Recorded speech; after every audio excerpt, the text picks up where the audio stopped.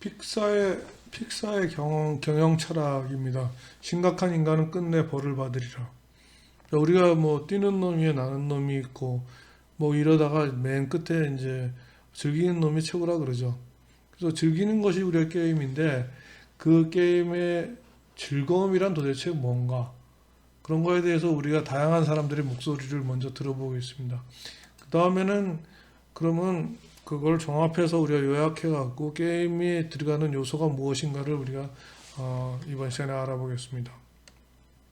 자, 게임을 우리가 정의해 보려고 합니다. 뭐 쉽게 우리는 게임은 재미있게 노는 거다. 그런 거죠. 그리고 뭐 게임이랑 비슷한 걸로서 장난감은 노는데 필요한 도구이다. 이렇게 얘기를 할 수 있습니다. 그러면 재미란 무엇인가?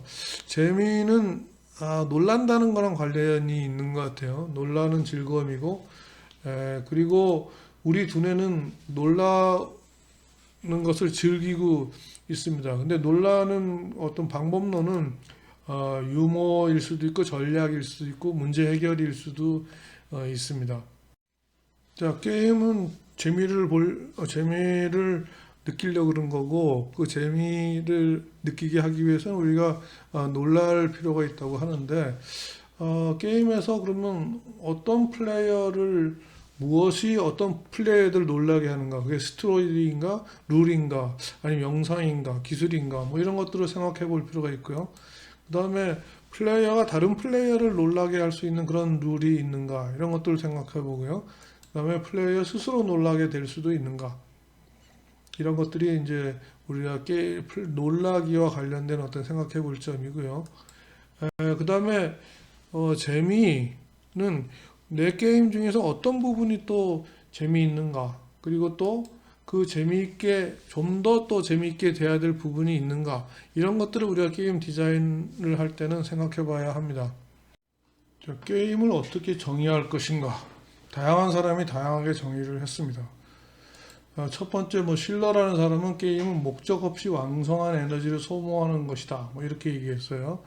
그래서 여기서 이제 남아돈다는 것이 중요하죠. 그러니까 우리가 뭐 해야 될 일이 있고 또 잉여의 시간에 우리가 게임을 한다, 뭐 이런 것들이 놀이의 하나의 특징이고요. 그 다음에 놀이는 정해진 구조 속에서 자유롭게 움직이는 거라는 말에서 게임엔 룰이 있어야 된다는 것과 또 게임은 또 자발적으로 해야 된다는 그런 특성이 있다는 걸 알게 되고요. 그 다음에 게임은 호기심에 빠지게 조작하는 거라는 거에서 어떤 목표가 있을 수도 있고, 그 다음에 인터랙션이 있다는 걸 우리가 알겠습니다. 자, 그리고 목표를 위하여 싸우게 하는 내적인 의미를 가진 구조다, 뭐 이런 데서 우리가 게임의 특징 중에 몰입이란 게 있고 또 어떤 게임 내에는 세계가 있다라는 걸 우리가 알 수 있게 됩니다. 자, 게임의 목표 중에 우리가 호기심이라는 말이 있었는데, 호기심에 대해서 우리가 그러면 그것을 우리가 더 생각해 보기 위해서 이런 세 가지 질문을 해봅니다. 게임을 하면서 어떤 의문이 생기게 되느냐, 그 다음에 플레이어는 또 그 의문을 가지게 되는, 그렇게 관심을 가지게 되는 것은 무엇 때문인가, 그 다음에 또 새로운 의문을 가지게 하려면 어떻게 해야 되는가, 뭐 이런 것들을 우리가 생각해 봐야 되고요. 그 다음에 게임을 하면서 느끼는 가치에 대해서는 플레이어는 이 게임을 하면서 어떤 가치를 가지게 되는가, 그리고 또 그것을 더 가치 있게 하려면 어떻게 해야 되는가, 그 다음에 원래 게임을 하게 된 동기와 그 가치는 어떤 관계를 가질 수 있는가, 이런 것에 대해서 우리가 생각해 볼 필요가 있습니다. 자, 게임을 하면서 우리는 어디에 빠져듭니다. 그 게임이 가지는 성격은 굉장히 많죠. 그래서 거기서 이제 뭐 스스로 한다, 목표가 있다, 갈등이 있다, 룰이 있다, 승패가 있다, 상호작용이 있다, 도전이 있다, 내적 가치가 있다, 그 다음에 게임에 빠져들게 되고, 그 다음에 외부랑 단절해서 닫혀져 있는 시스템이다. 자, 이게 많죠. 이 많다는 얘기는 또 사실은 빠진 것도 있다는 얘기입니다. 그래서 이런 것들을 다 정리를 해서 우리가 게임을 무엇인가를 한번 정의를 이번 시간에 한번 해보겠습니다. 그거는 뭐 코끼리 얘기나 마찬가지입니다. 코끼리 어떤 전문가는 뭐 이거는 뱀처럼 생겼다, 이거는 기둥이다, 이거는 뭐 벽 같다. 자, 이런 다양한 어떤 분석들이 있는데 그런 것들을 어떻게 우리가 한번 정의를 잘 내려봅시다. 자, 게임에는 여러 가지 성격이 있습니다. 스스로 한다. 그 다음에 목표가 있다. 갈등이 있다. 룰이 있다.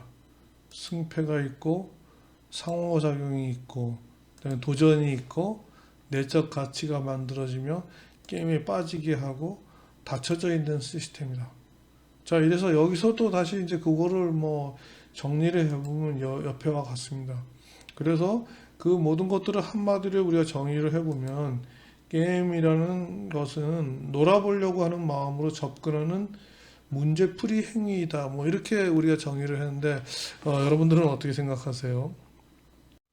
자, 우리는 지금 게임을 디자인합니다. 근데 게임을 디자인하는 데 있어서 문제 해결이 굉장히 중요한 요소라는 걸 알았습니다.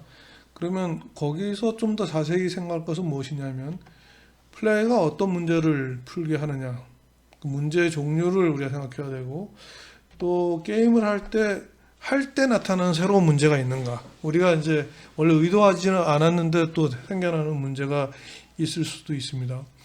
자, 그리고 또 게임 디자인하는 것이 또 자가 발전적으로 어떤 새로운 문제가 계속 만들어지게 할 수 있는 시스템이 있는가.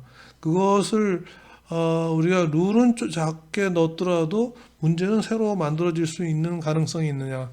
그래서 그런 것들이 우리가 게임 문제 해결이랑 관련해서 우리가 생각해야 될 문제입니다. 그래서 그 문제를 분석하고 아이디어를 얻고 다시 계획을 세워서 그것을 다시 구현하고 그래서 또 게임이 성공하는 그런 과정들이 계속 되풀이될 수밖에 없습니다. 자, 게임은 우리가 어떤 랜덤한 사건에 대한 문제를 풀이하는 거라고 그랬습니다. 근데 아주 뭐 정해져 있는 것도 있죠. 예를 들어서 축구에서는 하프타임이 2개 있고, 그 다음에 비겼을 경우에 오버타임이 있고, 그 다음에 끝날 때는 페널티킥으로 끝난다. 그것도 승부를 못했을 때, 승부를 결정하지 못했을 때는 그런 것들이 있고요. 그 다음에 우리가 밤새도록 하는 어떤 갬블링에서도 전부 다 어떤 룰이 있습니다. 그런데 그 룰이 있지만 그것들이 이거는 이제 끝나는 거고요. 그 다음에 갬블링은 계속 할 수 있는 그런 것들이 됩니다. 근데 하여튼 뭔가 우리가 게임에 대해서 안 것 같은데 실제로 이걸 뭐라는지 지금 정리가 되지는 잘 않아요. 그래서 뭐 이런 얘기도 합니다. 놀이에 대해서 모든 진실을 다 알 수 없는 것은 인생에 대해서 모든 진실을 다 알 수 없는 것과 마찬가지다. 뭐 우리가 봤을 때 뭐 자연도 굉장히 다양해서 다 알 수 없는 것처럼 우리 인간도 마찬가지죠. 항상 보는 인간들도 보면 인간의 마음을 다 알 수 없고 또 새로운 것들도 생겨나고 그렇습니다. 그래서 게임 자체가 그러니까 결국은 네버엔딩 스토리인 것 같습니다. 어떤 걸 규정할 수 없는 그런 네버엔딩 스토리 같아요. 그래도 어느 정도 뭐를 규격을 갖춰야지 우리가 그것을 조직적으로 할 수 있고 또 게임을 디자인할 때 혼자 디자인하는 게 아니고 여러 명이 같이 하는 거라면 소통을 위해서 그런 것들을 어느 정도는 조직화할 필요가 있습니다. 그래서 다음 장에서는 게임의 요소가 무엇인가 이것에 대해서 우리가 공부해 보겠습니다. 우리가 게임 디자인에 대해서 공부하기 시작할 때 게임 디자인을 하는 데는 이렇게 다양한 요소들을 우리가 고려해야 된다고 했습니다. 그리고 여기서 이제 빨간 거를 쳐놓은 것이 이제 우리가 주로 이 과목에서 다룰 부분입니다. 근데 지금 어디까지 왔느냐? 우리는 지금까지 한 것은 게임 디자이너에 대해서 얘기했고 그 다음에 게임이 무엇인가에 대해서 얘기하는 도중에 우리가 그 중에 엘리먼트가 무엇인가, 게임의 엘리먼트, 게임의 요소, 자, 어떤 것을 게임이라고 하는 그런 요소가 무엇인가를 우리가 지금 공부하려고 합니다. 게임의 4대 요소. 게임은 대개 우리가 4가지 분야로 나눠서 얘기를 합니다. 에스테틱, 이건 미학입니다. 우리 그림, 애니메이션, 음악 뭐 이런 것들이 에스테틱에 들어가는 거고, 그 다음에 스토리텔링. 그래서 그거 게임의 시나리오가 그 중에 한 요소이고요.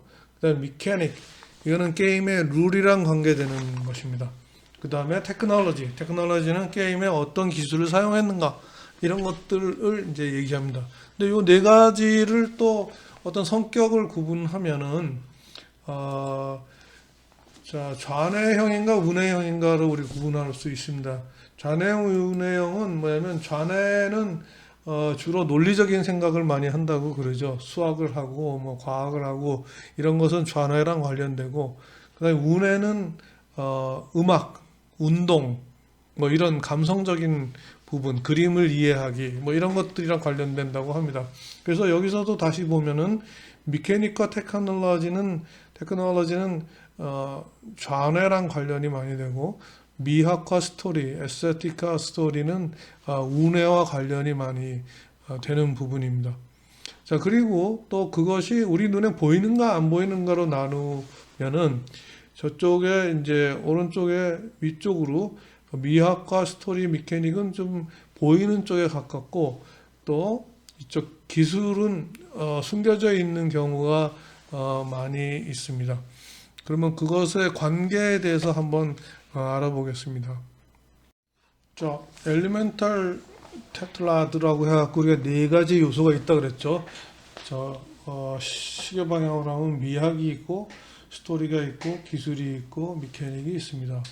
자, 그러면 각각의 정의에 대해서 보면 미학은 플레이의 오감을 통해서 즐기는 것을 말합니다. 그러니까는 시각적으로 좋은 것, 그 다음에 청각적으로 좋은 것, 뭐 이런 것들에 관련되는 거고, 그다음에 스토리는 여러 가지 이벤트를 만들고 이벤트를 연결해서 어떤 시나리오가 되는 것을 얘기를 합니다. 그다음에 기술은 어떤 재료와 도구입니다. 뭐 연필, 뭐 종이, 그다음에 뭐 터치 스크린을 쓴다든지, 아니면 뭐 예를 들어서 마우스 컨트롤러를 쓴다든지 뭐 이런 것들이 기술에 해당하는 거고요. 미케닉은 그 게임이 되게 하는 어떤 절차와 룰입니다. 뭐 그래서 야구에서 타자가 침공을 받으면은 바로 받으면 그거는 아웃이 되든지 뭐 이런 것들이 그 미케닉에 해당하는 내용들입니다. 그런데 이 네 가지 요소들이 서로 관계들을 가질 수 있죠. 예를 들어서 스토리의 미학적인 효과를 부여할 수 있죠. 어떤 스토리가 있을 때, 어떤 장면이 나왔을 때 거기에 가장 적합한 분위기의 그림은 어떤 것이다. 뭐 이런 것들이 있을 수 있고요. 그 다음에 기술도 마찬가지로 스토리에 적합한 어떤 기술을 선택할 수 있겠죠. 그리고 미케닉을 통해서 스토리를 그럴듯하게 또 만들 수 있을 수도 있고요. 뭐 벌을 줬을 때 그것이 어떤 벌을 준다는 룰을 정했을 때 스토리에서는 그것 때문에 어떤 영향을 받는다가 이제 나타날 수 있겠죠. 그다음에 미케닉이 또 그 역으로 또 스토리를 강화할 수 있게 되는 거고, 기술은 이제 미학을 풍부하게 하는 기술이 있다. 예를 들어서 디스플레이를 하는 데 있어서도 디스플레이가 예를 들어서 1000x1000으로 하는 경우하고 2000x2000으로 하면 더 리얼리티가 생성될 수 있겠죠. 그 다음에 기술과 미케닉과도 어떤 관계가 있을 거고, 미학과 또 미케닉에서 어떤 관계가 있을 것입니다. 그래서 네 가지 기본적인 요소가 있고, 그 요소 간에 어떤 서로 관계가 있다는 것을 우리가 알아둬야 되겠습니다. 최초의 비디오 게임이라고 할 수 있는 1978년에 나온 스페이스 인베이더의 네 가지 게임 요소를 한번 분석해 보겠습니다. 스페이스 인베이더는 지금 이제 옛날에는 게임기에서 했던 그런 게임이었는데, 지금은 뭐 PC 프로그램도 다 공개되었고 여러분들이 볼 수 있습니다. 그러니까 여기 있는 하얀 그 괴물들이 쭉 내려오고 있고, 여기 녹색 우리가 성벽이 있고요. 그 다음에 이 밑에서 그 생명이 뭐 세 개가 있어갖고 그것을 쏴갖고 이 하얀 것들 다 깨고 또 가끔가다 빨간 우주선이 나타나면 그걸 깨는 그런 게임입니다. 여기서 기술은 뭐 그때는 PC가 없었던 시절이었기 때문에